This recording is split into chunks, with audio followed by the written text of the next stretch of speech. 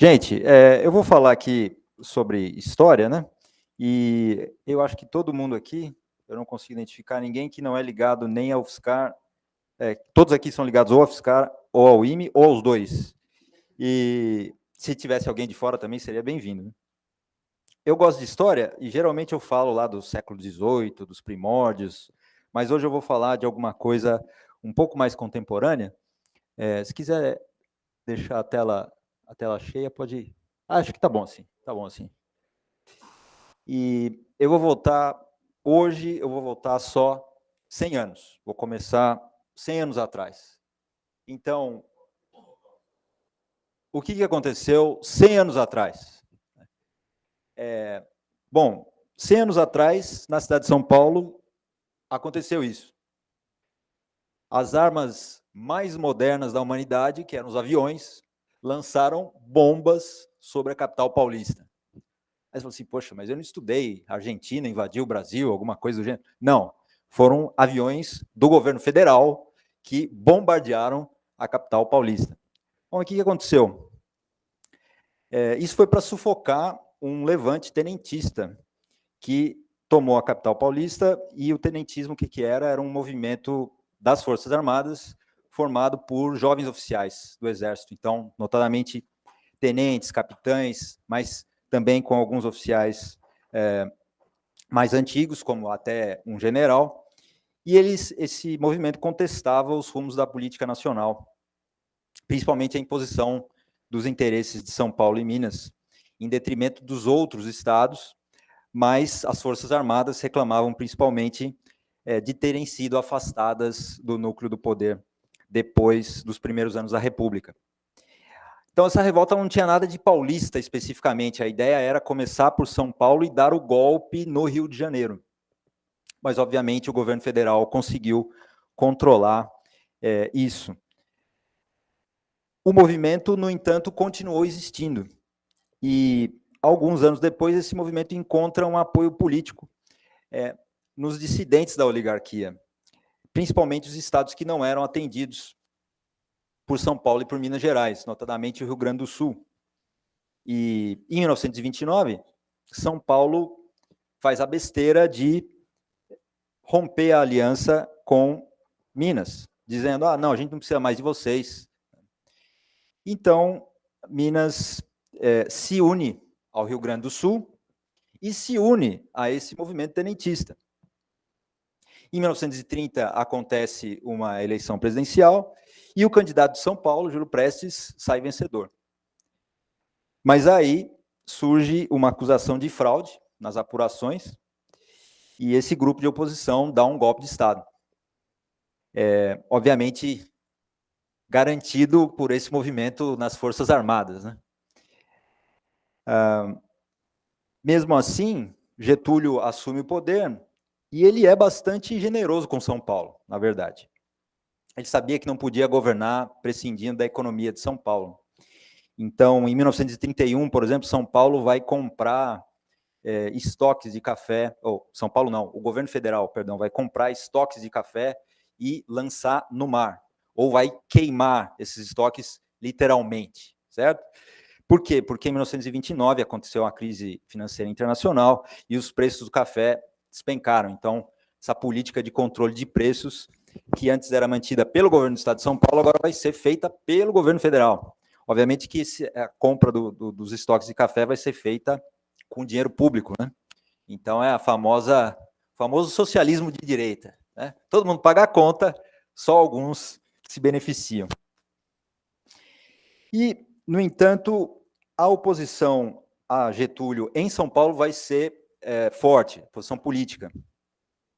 E aí ele vai nomear interventores para os estados. Né? Os governadores não vão assumir, os governadores eleitos, ele vai nomear interventores que são, em geral, ligados a esse movimento tenentista, e ele sempre nomeava interventores que não eram daquele estado, para que aquela pessoa não fosse influenciada pela oligarquia local e obedecesse somente aos desígnios dele. E em virtude da forte oposição em São Paulo, ele vai ter que nomear 5 interventores para São Paulo no período de menos de 2 anos.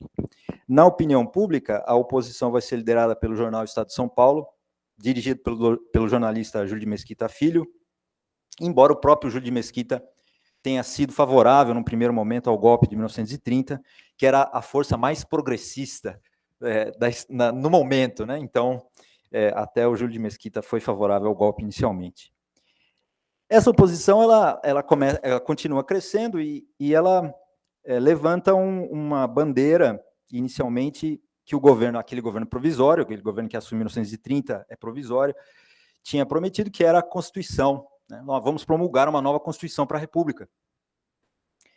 E aí a opinião pública de São Paulo levanta isso como uma bandeira para se rebelar novamente, mas, obviamente, o objetivo ou a verdadeira causa dessa revolta era o desejo da oligarquia paulista de voltar ao comando dos rumos da política nacional. Mas você não convence ninguém a ir para a trincheira falando isso, né? Então, falou assim, não, é revolta constitucionalista. Muito bem. Isso aconteceu em 1932. Mais uma vez, São Paulo foi derrotado. Getúlio, no entanto, ele sabia, olha, eu preciso ser mais gentil com São Paulo, mais gentil ainda. Né? E aí, ele manda esse senhor, que quem estuda na USP vê uma representação dele todo dia, se prestar atenção, quando você entrar pelo portão 1, tem uma representação dele lá. Esse senhor foi nomeado como interventor para São Paulo, e o nome dele era Armando de Sales Oliveira, paulistano, então já fugia a regra, ele era paulistano, engenheiro formado pela Escola Politécnica e cunhado do Júlio de Mesquita Filho. Ele também, em princípio, apoiou a revolta de 1930, então ele não era um total opositor ao golpe. Só como parênteses, ele traz a estabilidade política a São Paulo, e ele vai ser interventor até 1935, e ele é eleito, então, depois, pela Assembleia Legislativa Constituinte indiretamente, como governador, e ele fica até 1937. A ideia dele é concorrer à presidência da República em 1938, mas isso não acontece porque o Getúlio dá o golpe de novo, e não tem eleição em 1938. Uma outra medida que Getúlio fez foi liberar dinheiro que permitiu a criação da Universidade de São Paulo. Isso é assinado pelo Armando de Sales Oliveira em 1934. Então, oficialmente, a USP é fundada em 1934, e o núcleo inicial da universidade tinha já as escolas que funcionavam, também mantidas pelo governo do Estado, então a Faculdade de Direito do Largo São Francisco, a Escola Politécnica, a Faculdade de Medicina, a ESALC, a Escola Superior de Agricultura Luiz de Queiroz, em Piracicaba, e a Faculdade de Farmácia e Odontologia. Mas era necessário fundar outras escolas, principalmente aquelas responsáveis pelas ciências básicas. E aí foi fundada, ainda em 1934, a Faculdade de Filosofia, Ciências e Letras, que ofereceria, então, os cursos de ciências exatas, humanas e biológicas. Ela vai receber a chamada missão francesa, mas, na verdade, era uma missão europeia, tinha, notadamente, muitos acadêmicos franceses, mas tinha alemães, um russo, italianos, a área de matemática e estatística vai receber muitos italianos, portugueses, porque no Brasil não havia acadêmicos com a formação capaz de ensinar nessas áreas. Inicialmente, a Faculdade de Filosofia, Letras e Ciências funcionou em diversos núcleos, então ela vai funcionar na Rua Doutor Arnaldo, junto com a Faculdade de Medicina, na Alameda Gletsch, o Instituto de Química, na Escola Politécnica, que funcionava uma parte dela na Praça da República, e a partir de 1949, ela vai passar a funcionar em 2 prédios construídos na década de 30 para abrigar o Colégio Rio Branco, que são localizados na Rua Maria Antônia. Então, essa é uma foto contemporânea, né, desse prédio, a fachada desses 2 prédios, são 2 prédios, na verdade, e o prédio está lá até hoje, continua sendo administrado pela USP, hoje é um centro de extensão cultural, mas continua sendo administrado pela USP, localizado na Rua Maria Antônia, na Vila Buarque, bem em frente ao Mackenzie. Quem mora aqui em São Paulo conhece certamente. Na Faculdade de Filosofia, Letras e Ciências, havia o curso de matemática. Não havia um curso de estatística ainda, mas já existia o curso de matemática. E o IME ainda não existia. Mas, em 1961, a USP contratou esse senhor como consultor para vir à Universidade de São Paulo e dar um parecer, ou seja, escrever um relatório que daria diretrizes para a construção do Departamento de Estatística. Esse senhor é o estatístico polonês Jerzy Neyman, o mesmo do teorema, certo, professor?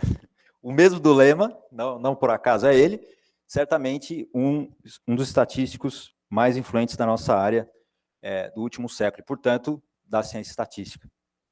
Ele visitou a USP, tomou conhecimento das disciplinas de estatística que eram mencionadas na universidade, como epidemiologia, experimentação agronômica, estatística aplicada à economia e negócios, a engenharia, ciências sociais, e como resultado do trabalho dele, ele redigiu esse relatório.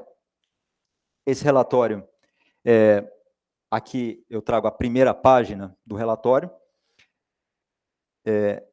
por intermédio do professor Carlinhos, a gente conseguiu a cópia digital dele, e ele está disponível online, no site lá da ISBRA, quando a gente editou o nosso boletim, a gente incluiu na íntegra o relatório, você pode ler lá, é muito interessante. E nesse período, quer dizer, então estamos aí no começo da década de 60, começaram as obras aqui no campus do Butantã, chamado hoje, né, Cidade Universitária Armando de Salles Oliveira, assim como, parênteses, né, assim como o centro acadêmico lá da USP de São Carlos CAASO, não por acaso, é Centro Acadêmico Armando de Salles Oliveira, todo mundo fala CAASO, que é um nome horrível, mas esse é o nome do centro acadêmico. Então começaram as obras aqui para a construção dos prédios que abrigariam as escolas, e a ideia era transferir todas as escolas que funcionavam no centro da cidade para cá. Em 1963, a cidade de São Paulo recebeu a 4ª edição dos Jogos Pan-Americanos e utilizou espaços aqui no campus do Butantã para algumas das provas, como a Raia Olímpica. Então, a Raia Olímpica recebeu as provas de remo e a Vila Pan-Americana. A Vila Pan-Americana foi construída para alojar os atletas, né, que vinham para a competição, e que a partir do ano seguinte, quer dizer, a partir de 1964, passou a servir como residência universitária. É o conjunto residencial da USP, o famoso CRUSP. Então, foi construído para isso. Esse mesmo CRUSP vai receber como morador, a partir do ano seguinte, exatamente o professor Galvão. O professor Galvão, que vai, em 1964, começar o curso dele em matemática, na Faculdade de Filosofia, Ciências e Letras, as aulas ainda acontecendo lá na Maria Antônia, lá no centro da cidade. E nesse mesmo ano, infelizmente, né, a gente sabe, os militares deram outro golpe, então mais um golpe, tomaram o poder nesse golpe de Estado de 31 de março, 1º de abril, dependendo de qual, dependendo da data que você dá, você já revela a sua ideologia, a qual você é mais favorável. E no ano seguinte, 1965, o professor Carlinhos começou o bacharelado dele em estatística. Eu não fui atrás disso, mas eu suspeito que é o primeiro bacharelado em estatística do Brasil, na ENSE, na Escola Nacional de Ciências Estatísticas, que era mantida pelo IBGE, lá no Rio de Janeiro. Eu sei que o curso vai ser descontinuado, depois a ENSE vai voltar a funcionar, ela funciona até hoje, o professor pode falar mais depois a respeito sobre isso. O professor Galvão vai terminar o curso dele em 1967. Informações do seu Lattes, hein, professor? Se eu cometer algum erro aqui, o senhor levanta a mão. E o professor Carlinhos vai terminar em 1968. Também, informações do seu currículo, hein, professor? Pelo amor de Deus. E em março de 68, então logo depois, o professor Galvão vai começar a trabalhar como professor assistente, o famoso MS1. Aqui na USP, quer dizer, aqui não, né?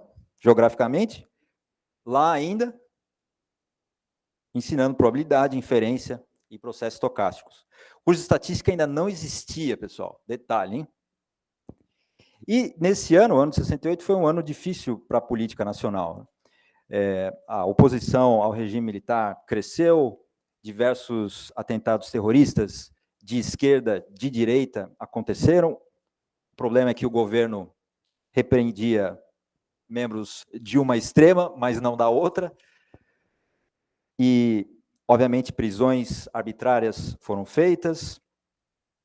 E a repressão policial começa a atingir o apogeu dela no final de março de 68, no Rio de Janeiro, no restaurante Calabouço, que era um restaurante popular, que atendia muitos estudantes. Houve um protesto, os estudantes ocuparam o restaurante, protestando contra a elevação do preço das refeições. O restaurante é invadido pela polícia militar, e um estudante secundarista, Edson Luiz de Lima Souto, de 18 anos, é morto com um tiro a queima-roupa no peito. Acontecem grandes mobilizações a partir daí, em junho de 68, principalmente a passeata dos 100 mil, no Rio de Janeiro, que acontece em 26 de junho de 68. Não sei se o professor Carlinhos estava lá, ele pode falar depois também sobre isso, que ele ainda estava no Rio de Janeiro nessa época. Muitos estudantes foram presos, e a polícia começa a se empenhar em acabar com as ocupações das universidades, porque o que acontece em todo o Brasil, os estudantes começam a ocupar os prédios das universidades para fazer assembleias, e não é diferente na Maria Antônia. Então, em meados de julho, o prédio da Maria Antônia começa a ser ocupado pelos estudantes que se reúnem para várias assembleias. E aí, no dia 2 de outubro de 1968, aonde estava o professor Galvão? Essa é a pergunta chave. Aonde estava o professor Galvão? Porque no dia 2 de outubro de 1968, os alunos da Maria Antônia organizaram um pedágio na Rua Maria Antônia, ou seja, quem passava tinha que pagar. E os alunos do Mackenzie, ou alguns alunos do Mackenzie, não gostaram da ideia. O dinheiro levantado com pedágio serviria para custear a ida dos alunos ao Congresso da União Nacional dos Estudantes, a UNE, que aconteceria depois. Teve mais de 1.000 presos, foi um escândalo. Mas irritado com a história, né, as liberdades individuais, como assim, pedágio? Um estudante do Mackenzie atirou um ovo podre contra os cobradores do pedágio. O que aconteceu? Aconteceu isso, pessoal. O pau quebrou, certo? O pau quebrou em 2 de outubro de 1968. Teoricamente, chamam a polícia, acalmam-se os ânimos, mas é tudo o que certos integrantes de uma organização chamada Comando de Caça aos Comunistas, que tinha pessoas, tanto no Mackenzie, mas também na USP, serviu de pretexto. Essas pessoas, usando o Mackenzie, os laboratórios do Mackenzie, fabricam coquetéis Molotov, e no dia seguinte descem com tudo na Rua Maria Antônia, e aí só para vocês terem uma ideia, o caos que foi isso, certo? Foram 2 dias, então não foi uma briguinha, foi um episódio que entrou para a história como a Batalha da Maria Antônia. Obviamente que eu trago só algumas fotos, né? Então, para a gente ter ideia de como foi difícil, então isso daqui é depois, a polícia entra na Maria Antônia. O problema é que o Mackenzie é uma universidade, a Maria Antônia era uma escola. Atrás da Maria Antônia, que é a Rua Doutor Vila Nova, ficava a FEA, onde hoje é um SESC, o SESC Vila Buarque, se não me engano. Não é isso? E, obviamente, os alunos da FEA foram lá ajudar os alunos da Maria Antônia, mas eles eram muito menos em número do que os alunos do Mackenzie. A coisa foi... Aqui tem uma foto em cores para ver, isso aqui é depois da história toda, né? E durante o confronto, um estudante secundarista também, que não estudava nem na USP, nem no Mackenzie, ele estudava num colégio ali na Rua da Consolação, ele também é atingido por um tiro na cabeça e acaba morrendo. Leio um trecho do Estado de São Paulo de 4 de dezembro de 1968, um trecho curioso. 4 de outubro, perdão. À noite, uma nova série de detenções ocorreu e, às 22h30, chegaram ao DOPS 37 detidos, dos quais 5 eram professores e 30 estudantes, presumivelmente. Fecha aspas. Entre os professores detidos estava um professor de filosofia chamado Bento Prado de Almeida Ferraz Júnior, que na década de 70 vai se transferir para a UFSCar, e ele vai ajudar a construir a UFSCar. Temos até hoje lá o anfiteatro Bento Prado, é o mesmo, foi detido nesse dia. Então, veja a cronologia, pessoal, 4 de outubro de 1968. Em 13 de dezembro de 1968, não por acaso, todas essas manifestações, não por acaso, acabam com a assinatura do AI-5, que vai suprimir vários direitos e liberdades individuais que aqueles incomodados com o pedágio estavam lutando para defender, né? Elas acabam em 13 de dezembro de 1968.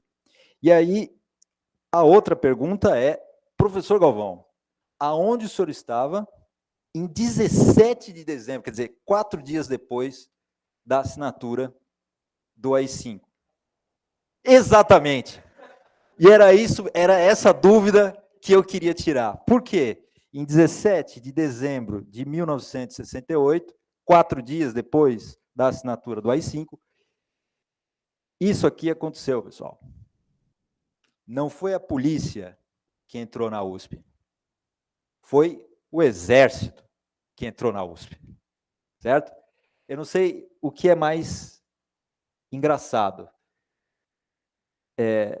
Se é a ingenuidade dos alunos achando que isso vai parar o Exército, ou se é essa coisa para nós, né, hoje, o Exército ali na raia olímpica, certo? O Exército, pessoal. E vários estudantes da USP detidos. Temos um representante sentado aqui na primeira fila. Ele já tinha me contado essa história, mas a minha dúvida era se tinha sido na ocupação antes, porque a USP foi ocupada, CRUSP, né? Várias vezes em 67, a polícia entrava, levava alguns lá para tocar piano, né, professor? Mas em 68, essa era a minha dúvida, aonde é que o senhor estava? Aí não sobrou ninguém. Ótimo. Ainda em 68, o professor Galvão iniciou o mestrado em estatística, que terminaria em 72. E no ano seguinte, em 1969, o professor Carlinhos finalmente veio para São Paulo, para também trabalhar como professor assistente, MS1, e começou o mestrado em estatística, que ele terminaria em 1971. Aí algumas curiosidades que eu vou deixar para o professor responder depois, se foi nessa época que ele conheceu o professor Galvão, e se o professor Carlinhos chegou a dar aula na Maria Antônia ou não. O IME foi fundado em 15 de janeiro de 1970, e ele vai ser formado por docentes da antiga Faculdade de Filosofia, Ciências e Letras, mas também docentes que vieram da Poli, da FAO, da antiga FEA e também da Faculdade de Higiene e Saúde Pública, mas também do Instituto de Pesquisa, o antigo Instituto de Pesquisa que existia. Na época, o IME não tinha um prédio. A reitoria, então, emprestou uma parte do prédio da antiga reitoria, hoje nós chamamos prédio da antiga reitoria, né? Fica ali ao lado da Praça do Relógio, até que as salas aqui desse bloco ficassem concluídas. Alguma parte do bloco A já tinha sido concluída. E essa solução foi uma solução provisória, para que a transferência para cá ela foi às pressas, exatamente por causa da confusão que aconteceu em 68. Na segunda metade da década de 70, então a partir de 77, 78, o professor Carlinhos vai cursar o doutorado nos Estados Unidos, na Florida State University. Lá ele vai ser orientado pelo Debrabata Basu, estatístico indiano, orientando do Fisher. Então, temos aqui também um outro representante da árvore do Ronald Fisher. Eu já vou explicar por quê. E lá ele vai se tornar o aluno predileto do professor Basu. Mesmo assim, ele vai passar por algumas dificuldades também, e aí ele pode comentar. Mas tudo que eu estou falando aqui é ou transmissão oral, e aí eles podem me desmentir aqui na hora, ou porque eu achei em algum lugar, né? Então, ele chega para fazer o seu doutorado, e o professor Basul diz, olha, você tem que... Carlos, você vai ser doutor em probabilidade estatística? Temos aqui um livro em 2 volumes, se chama Teoria da Probabilidade. Aqui no meio, você tem a teoria fundamental da probabilidade. Se você quer ser doutor, você precisa demonstrar esse teorema. Muito bem, então, se você é um desavisado ou um maluco, você vai pegar esse livro e você vai tentar provar esse teorema. Se você é obrigado, você está em maus lençóis. O professor Carlinhos, mesmo para ele, olhou aquilo, começou a ler e falou, voltou, falou, professor, está meio difícil, eu não estou entendendo. O professor Basul olhou para ele e falou, Carlos, você tem que entender que eu já tenho o meu doutorado. Então, isso é problema seu. Obviamente, ele resolveu, voltou e conseguiu fazer a demonstração. Ele vai voltar ao Brasil no começo da década de 80, quando o professor Galvão vai começar o seu doutorado aqui no IME, e vai ser orientado por ele, vai ser orientado pelo professor Carlinhos. A tese vai ser defendida em 1986, com o título Estimativas Exatas do Tamanho de uma População Finita e Fechada, da qual nós temos uma cópia na UFSCar. E do último parágrafo da sessão de agradecimentos, eu leio o seguinte, abre aspas, sou particularmente grato ao professor, com P maiúsculo, professor Carlos Alberto de Bragança Pereira, que me acolheu sob sua orientação e de cujo convívio recebi amizade, dedicação e incentivo, e que me passou a sabedoria de não complicar o simples. Resume bem, professor Carlinhos. O professor Carlinhos vai se afastar mais uma vez na segunda metade dos anos 80, para fazer um pós-doutorado em Berkeley, vai retornar em 87, vai ser chefe do departamento pela primeira vez em 1990, ele vai ser mais 2 vezes depois, e vai ser diretor do IME entre 94 e 98. Em 1998, o professor Galvão completa 30 anos de USP, a mesma marca que o professor Carlinhos vai alcançar em 1999. Então, né, faz a conta, o que você faz? Vai para casa, põe o pé para cima, liga no jogo do Corinthians. É isso aí, pessoal. Muito obrigado. Mas não esses dois. Em 1999, o Departamento de Estatística da UFSCar vai começar a sua pós-graduação e o professor Galvão vai se transferir para lá, naquele mesmo ano. Ele vai ministrar disciplinas de probabilidade para os ingressantes do mestrado, naquele calor fresquinho de São Carlos, sem ar-condicionado na sala. E no semestre regular vai ministrar várias disciplinas e vai orientar 2 doutorados, entre eles um que está aqui do lado dele, do lado esquerdo, o professor Luiz Ernesto, e 17 mestrados até 2017. Se você fez a conta, isso dá uma média, pessoal, de 1 mestrado por ano. Para vocês que não trabalham orientando, vocês não têm ideia do que é isso. Quer dizer, você manter uma média de 1 mestrado defendido por ano não é uma piada, certo? O professor Carlinhos vai permanecer no IME oficialmente até 2016, mas depois disso ele continua como professor sênior, envolvido na pós-graduação, e entre 2018 e 2020 vai ser ainda professor visitante na Federal do Mato Grosso do Sul. Ele vai orientar mais de 30 doutorados e mais de 30 mestrados.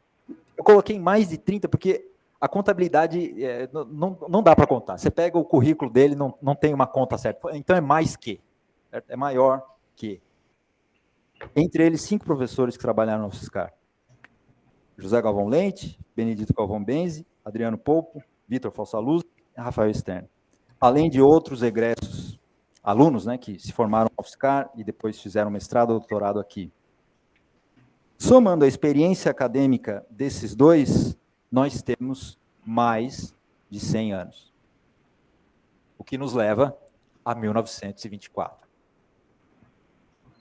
Para fechar, pessoal, eu gostaria de lembrar de um colega que eles tinham, com quem eles discutiam diversos problemas de probabilidade estatística, mas que também era um grande amigo deles, o professor Flávio Wagner Rodrigues, falecido em 2004. E nessa ocasião, o professor Carlinhos escreveu um lindo obituário que ainda pode ser lido na página do professor Carlinhos na internet. Vocês podem ler lá. Ele cita até o Rafael no obituário. Eu vou ler, com sua licença, só 2 parágrafos disso. Ele diz, abre aspas, somos uma legião de admiradores do mestre, professor Flávio Wagner Rodrigues.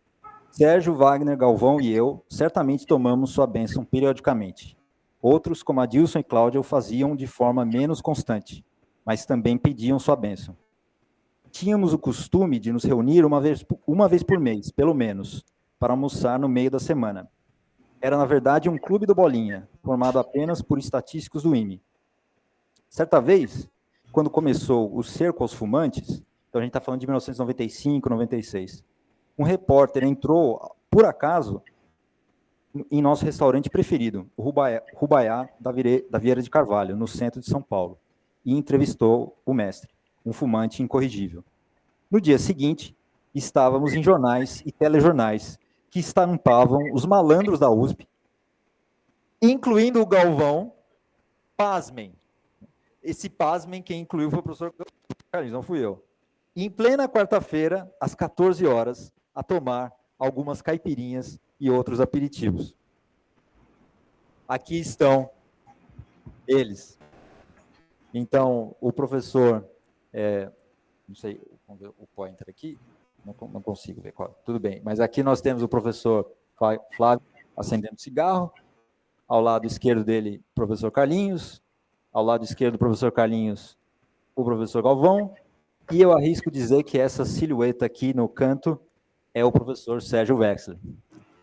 O professor Galvão, com uma caipirinha na mão, às 14 horas de uma quarta-feira. Professor Galvão, não sabia disso. E aí, realmente, para fechar, eu vou contar uma história que tem a ver comigo, e depois, que me foi transmitida oralmente, e depois o professor Carlinhos deu uma versão também no obituário, vocês podem ficar com a versão que vocês quiserem, tá? Então, em 1995, 96, surgiu o sorteio da Sena, que a gente chama de Mega Sena. Então, você sorteia 6 dezenas, entre 60. E aí, o professor Carlinhos era o diretor do instituto, uma jornalista liga para o professor Carlinhos e fala assim, professor, quantos sorteios, quantas semanas são necessárias para que todos os números, todos os 60 números sejam sorteados? Professor, olha, não sei, é difícil fazer, mas já entro em contato. Fiz o telefone, comentou o problema com o professor Galvão.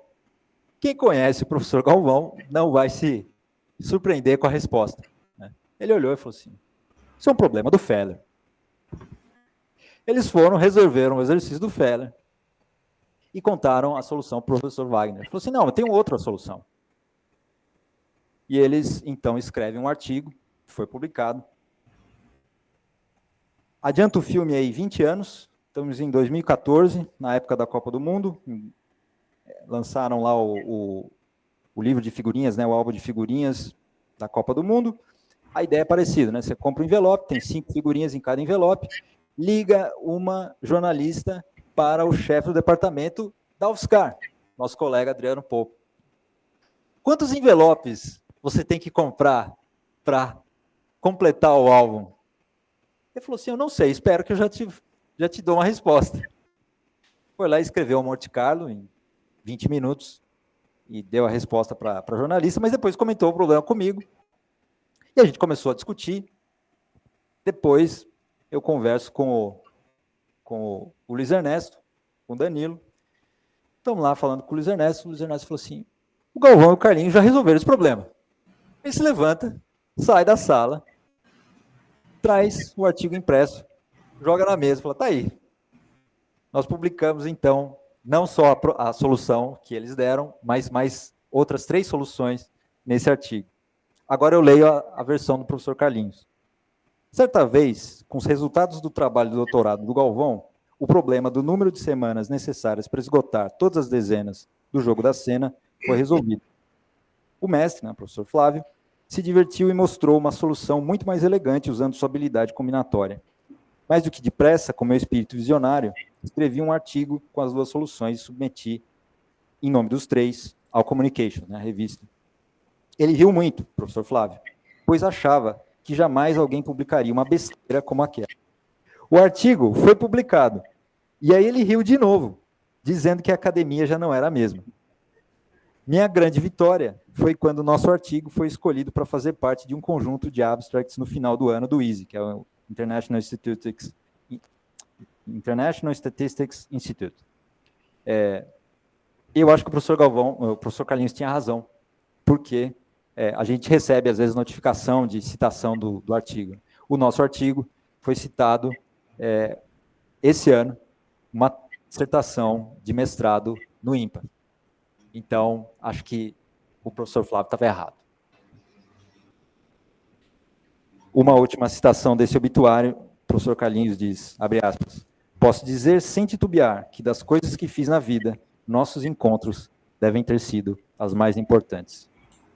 Gente, eu sei que o Departamento de Estatística do IME e a pós-graduação da UFSCar foram construídas pelo trabalho e pelo esforço de muita gente. E eu não quero diminuir de modo nenhum o trabalho delas, eu tenho consciência disso.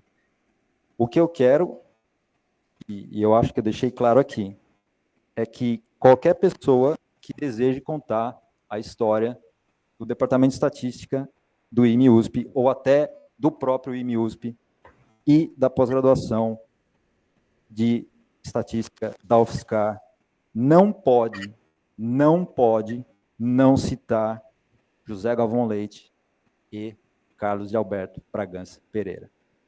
Eu sei que tem muitos jovens aqui que não conheceram vocês, que não tiveram aula com vocês, mas eles podem dar uma olhada no que ele já tem aqui à disposição.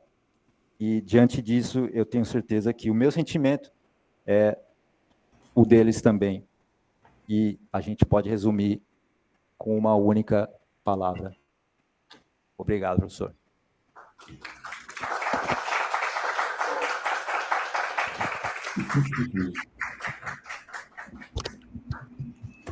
Professor Carlinhos, se o senhor quiser falar alguma coisa, o senhor manda. E o professor Galvão também, se quiser falar qualquer coisa, está à disposição. Boa. Eu me sinto muito honrado de ter sido convidado para essa reunião e, assim, fiquei emocionadíssimo, porque eu estou quase cego, não estou fazendo muita coisa na vida agora, né? Estou fazendo muita coisa na vida, mas não em estatística, na verdade. Mas eu quero chamar a atenção para uma coisa que o Galvão deve lembrar demais, né? Como a gente falou da história, né?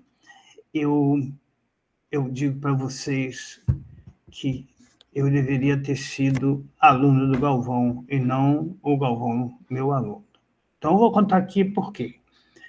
Quando a gente foi para São Paulo, eu encontrei o Galvão, Josemar, Antônio Galves. Eu acho que a Elisbeth também estava chegando na mesma época, e a professora, agora me esqueço o nome dela, que também veio do IMPA, né? Depois foi para a Berkeley estudar e ficou lá. Mas a importância é a seguinte: eu, o Galvão e o resto da meninada íamos para uma sala para preparar aula. Heleno, eu, Galvão, e a gente sentava lá, e o mestre Galvão não era fácil, né, cara? Ele tinha que dar uma aula lá, tinha que demonstrar alguma coisa, ele ensinava para a gente, discutia, né? E a gente foi passando, na verdade, a nossa formação de estatístico graduado, como nós somos hoje, creio eu, né? Não foi curso, não foi, né? Foi muito mais as nossas reuniões, né? E o Galvão nunca foi fácil. E quando eu voltei, eu conheci o professor Zax, né? O professor Sachs é um professor famoso, né? Etc., né? E o Galvão tinha voltado do Chile, né?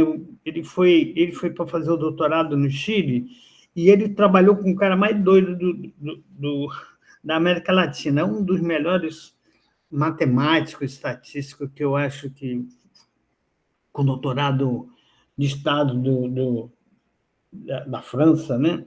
E orientou. Quando eu fui ao Chile dar uma palestra, eu falei, poxa, vou ter que voltar, porque ele tem que ter 4 anos. Ele falou, não, com 4 anos aqui ele não vai, não. Se ele quiser terminar o doutorado, comigo é 10 anos.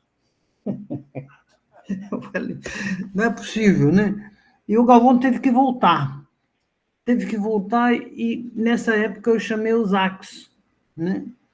E o Sachs foi apresentar o problema que a gente estava pensando, né? E o professor Sachs errou uma conta e eu cheguei para o Galvão e falei, Galvão, esse professor, que é um mestre de primeira linha, errou. Você vai resolver esse problema que eu tenho impressão que para você vai ser fácil e isso vai dar para a gente terminar sua tese. Ele tinha um tempo, né, determinado, faltavam 4 meses, né? E ele tinha largado o mestrado dele lá com o. E agora mestrado, né? Eu acho que é doutorado, né? Desculpa, Galvão. Ele tinha terminado, tinha voltado, né? E tinha que terminar o doutorado dele em 4 meses. E 4 meses ou 5 meses, eu não lembro agora direito. E o doutorado dele foi feito na época certa. A CPG da universidade, que estava sendo criada, né, chegou para mim e falou: é impossível que um doutorado possa ser feito em 4 meses. Eu falei, não interessa se é 4 meses ou não. Se eu quer saber se é bom ou não, a gente escreve para as pessoas que trabalharam nesse problema. Eu escrevi uma carta para o Adrian Smith e para o Sachs. A carta do Sachs para o Emil Simon foi o seguinte: quisera eu ter um aluno como o professor Galvão. Então, eu tenho o maior orgulho disso, assim, um orgulho muito grande da gente poder ter mexido nesse trabalho. E foi parte da nossa vida, né? Na verdade, foi parte da nossa vida. Porque Professor, Oi? pior para o francês. Ele é que perdeu. Não, Ele, não, azar era, dele. não era francês, não, era chileno. Imagina. É o Perdeu do mesmo Reboledo, jeito. é o professor Reboledo. Perdeu do mesmo jeito. Perdeu? Não, e foi assim. O Reboledo falou para mim, eu não sei porquê, né, mas eu tinha ido dar um curso lá, só levei cacetada menos dele, ele me ofendeu um monte de vezes no curso, levantava para brigar com os colegas dele e tudo, e ele virou assim, tudo bem, ele pode ir, pode fazer o doutorado, mas só se você orientar ele. Eu falei, né, é comigo mesmo. Eu ainda nem sabia do problema do professor Sachs. E deu tudo certo. Então, isso daí faz a gente pensar o que é uma formação universitária, né? Como é que você vai para a universidade? Será que basta fazer um doutorado? Eu acho que não. Eu acho que tem que ter uma vivência de resolver problemas, etc. E o Galvão tinha um amigo, um japonês que era colega nosso, né, trabalhava na mesma sala dele, que era um fenômeno, né? Mas era um cara quieto, não falava muito nem nada. Quando tinha um problemão para resolver, juntava o Galvão e o japonês e a solução do problema estava resolvido rápido. Então você aprende que não é o título que define você como professor doutor, ou professor mestrado, ou professor titular, ou nada disso, né? O que define, na verdade, é a convivência acadêmica que nós tivemos, né? Nós tivemos uma sorte grande de ter encontrado as pessoas certas, né? Então, eu tenho um maior orgulho disso. De verdade, quando eu fui para o exterior, né? Quando fui fazer doutorado com o Basu, tudo fez parte da minha história com tudo isso aí, né? Então, eu só queria dizer isso para vocês e agradecer. Uma coisa que o Basu me disse que você não falou, né? Porque talvez você não saiba, foi que o Basu falou que não tem sentido um departamento de estatística a menos que trabalhe com dados da sociedade. E aí ele me fez prometer que eu ia fazer isso. Por outro lado, eu fui aluno também do Prochão. Os dois meus orientadores, na verdade, foi o Prochão e foi o Basu, né? Eu recebi do Prochão a exigência de promessa de que eu tinha que trabalhar em solução bayesiana para os testes de confiabilidade. E meu primeiro aluno foi meu primeiro aluno de doutorado, né? Teve outros professores, teve o Koch, teve outros alunos de mestrado, mas foi o Adriano. E o nosso paper foi enviado para a IEEE. E quando voltou, o Adriano ficou tão bravo. O paper estava cheio de sangue, tinha vermelho para tudo quanto é lado. Aí eu falei para o Adriano, Adriano, para de ficar chato, vamos corrigir isso rápido. E aí a gente fez o que os caras mandaram, né? E foi assim que a gente fez a nosso grupo de confiabilidade, que foi muito grande. Eu recomendo para vocês, por exemplo, um livro que está Tá publicado eu estou muito esquecido dos nomes, né? Nessa revista que a gente publica antes de publicar o artigo, né? Tem um livro da Agatha, que tem Está no tudo. Archive, professor? Oi? Archive? É o Archive, perdão. Então, esse livro tem toda a nossa produção. Nossa, muito mais do Adriano, na verdade, né? Porque tinha hora que não dava. Né? A Agatha, por exemplo, foi a aluna minha aí do Adriano, mas certamente fez muito mais coisa com ele do que comigo. Né? Mas o livro tem tudo lá. Se vocês quiserem saber nossa contribuição em confiabilidade, eu vou dizer para vocês, está tudo lá. Séries. Oi? Eu vou agradecer ao senhor mais uma vez. Se o senhor quiser ficar conosco aqui, o senhor vai ter o prazer de ouvir o seu amigo e companheiro Júlio Stern. Eu só queria uma última palavra, né?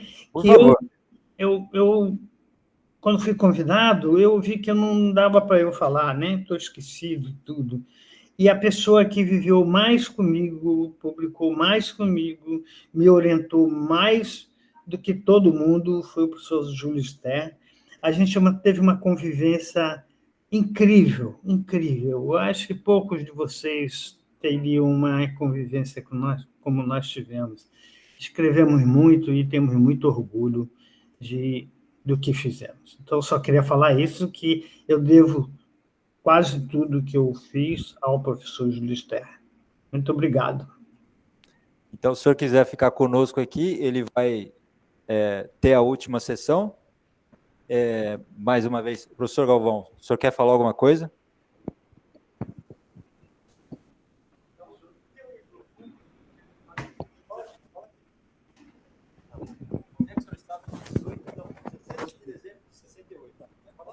Deixa eu falar.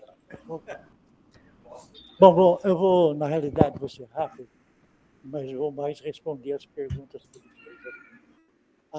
Aquela história da Maria Antônia, depois que o Mackenzie invadiu, houve todo aquele conflito, um colega nosso saiu de lá e veio aqui na universidade.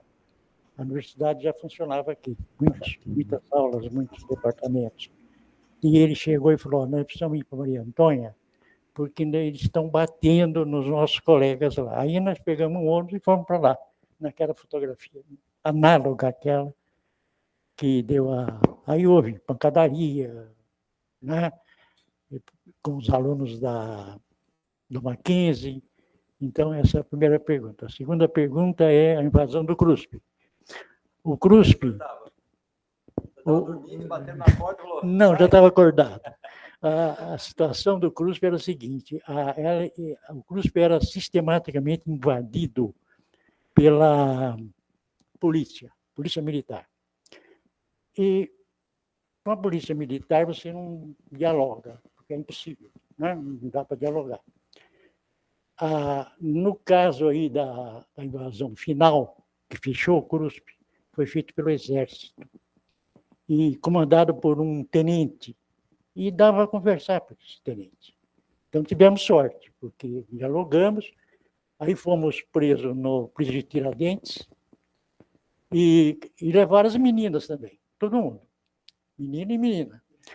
E aí que, chegando lá, não tinha lugar para as meninas, porque a detenção das meninas estava completada por prostitutas. Aí eles soltaram as prostitutas e puseram as meninas lá dentro. Né? Então, aí fiquei lá por 10 dias, foi feito um levantamento, aquele processo todo, e depois de 10 dias eles me liberaram, a 1h da manhã.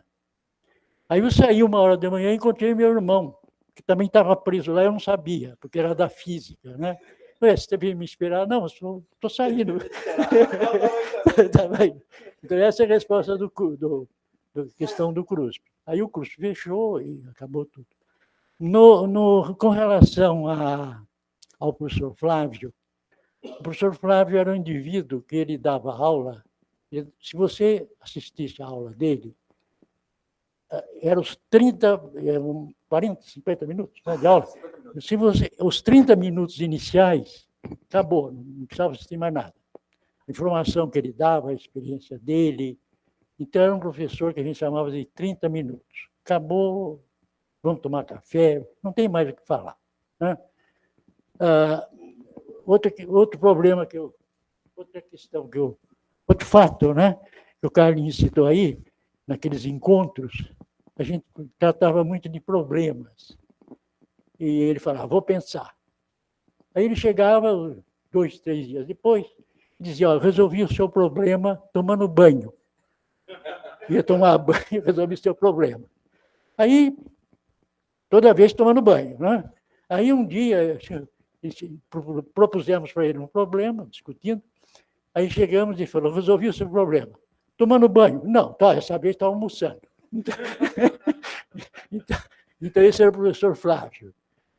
Com relação ao Carlinhos, o importante do meu relacionamento com ele, tanto como amigo e como orientando em trabalhos, era uma discussão que a gente discutia e eu fazia a minha proposta e ele dizia, não, isso aí não dá, está muito complexo, nós temos que simplificar. Pensa na simplificação. Daí, aquele texto que eu coloquei, que ele me ensinava e incentivava de não complicar o simples. Sempre dizia, não, esse caminho muito matemático e tal, esquece. Pode até ser que você use um teorema, mas a ideia não é essa. Então, isso me influenciou muito, porque trabalhei muito com ele, devo meu doutorado a ele, e grande amigo. Então, esse é o Carlinhos. Alguma pergunta mais? Obrigado, professor. Tá.